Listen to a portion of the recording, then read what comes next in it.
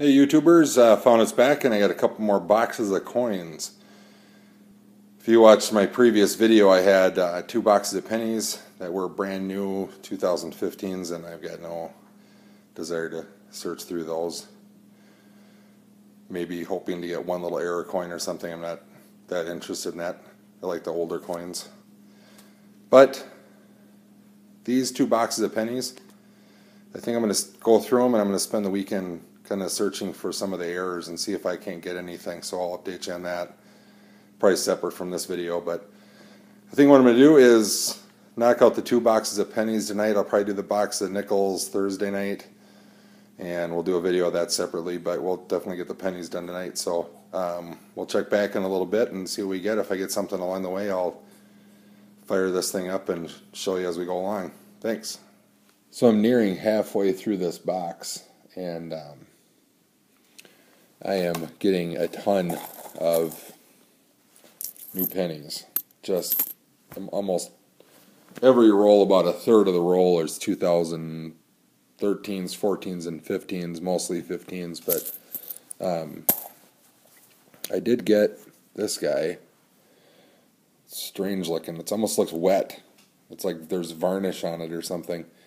It is a 1944S, I believe. I didn't look that closely at the mint mark, but it's kind of, let me see if I can get a little better shot of it here. Yep, 44S, but look at it, it almost looks like there's lamination or shellac or something fell on it, but when I fell out of the thing, it looked wet to me. It's kind of strange. Same on the back side. Kind of wrecked the coin, but I don't care. I'll still throw it in my jar, but yeah, kind of strange. But like I said, almost halfway through the first box, and if I find anything else interesting, I'll check back in.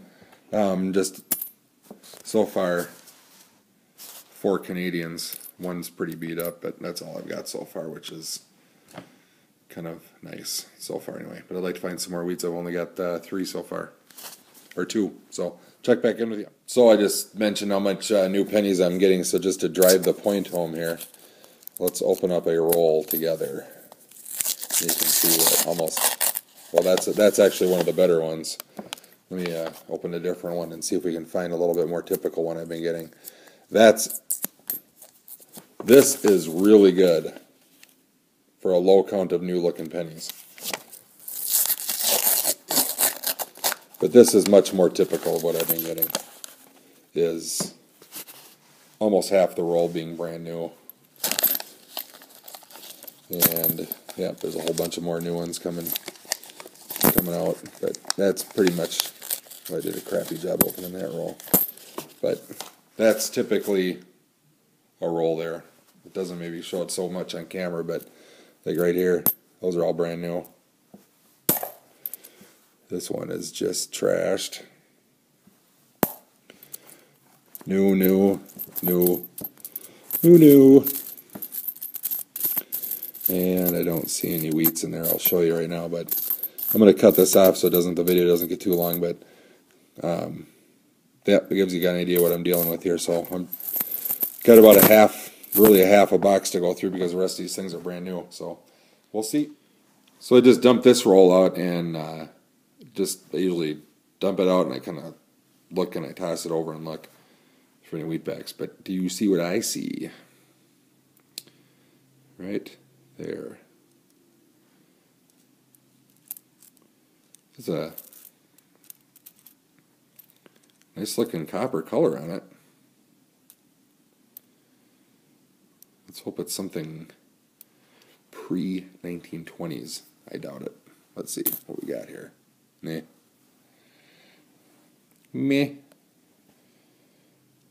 58p. I can't remember if that's anything special or not. It's probably not, but well, it's got a nice shape. It's got some weird dots up there behind his head. Maybe they'll clean off. I don't know. Just wiping it off gently. But the back looks really nice.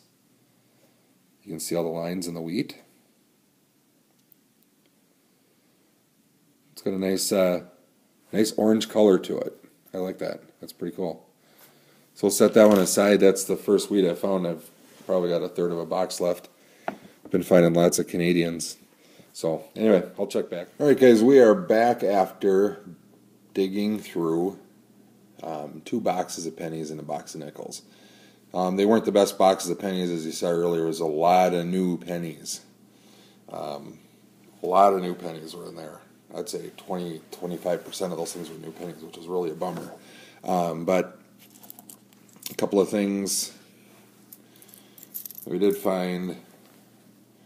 That's your pile of wheats. There's absolutely nothing fancy in there or anything like that. So just your average run-of-the-mill stuff, nothing crazy in there. A couple of things that we did find that were interesting. I did get a 59p. It is in pretty rough shape, but that's cool.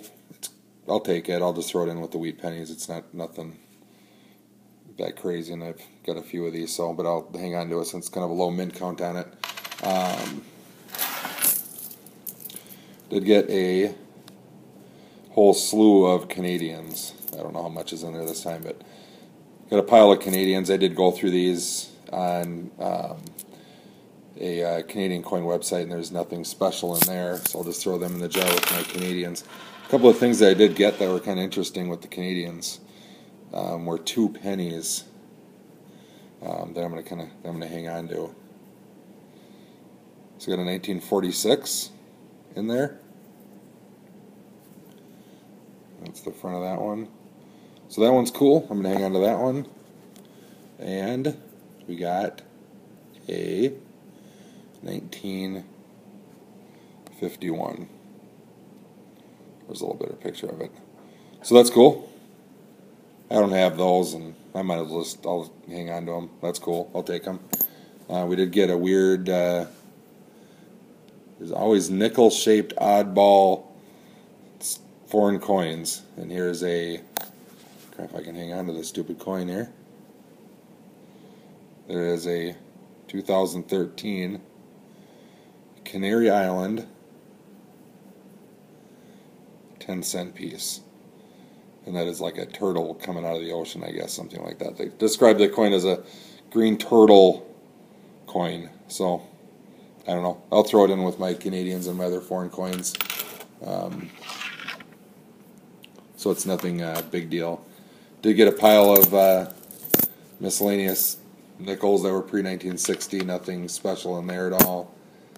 Just a handful of those. There's a few more that my son found that I haven't shown over here. A couple of things that we did find that I thought was pretty cool is, I'll get these nickels out of the way here so they're not showing through the back. You saw that earlier in the other videos. Really nice copper orange 1958. Good detail still in the hair, all that kind of stuff. There's some black goo on there that didn't come off, but I don't really care. It's just a nice looking coin. So I threw it in the 2x2 here. Still good relief on the leaves, or on the wheats, so that's cool. I'll take that one. Just some real quick, nothing crazy. Did find a nearly uncirculated 2005D. I don't have one of those, so I decided to hang on to it. A really nice 63D with a nice orange color on it. And good detail. You can still see the stairs and all that, so I kept that one. A 1961D, same kind of drill as the last one. Still see some good relief on it. A 74D, nothing crazy on the date, as you can see. I did check the small large date on this thing. It's too bad. This would have been a nice one to have as the rare one, but really nice condition on those. That's why I kept them. Usually I don't keep any of the modern clad, but if they're that nice, I'll hang on to them. And then out of the nickels, we did get 2 cool things here. First one, these are my, so I split a box of nickels with my son.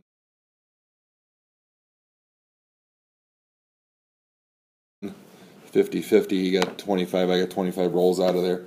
I didn't get squat. This is what I got. This is what he got.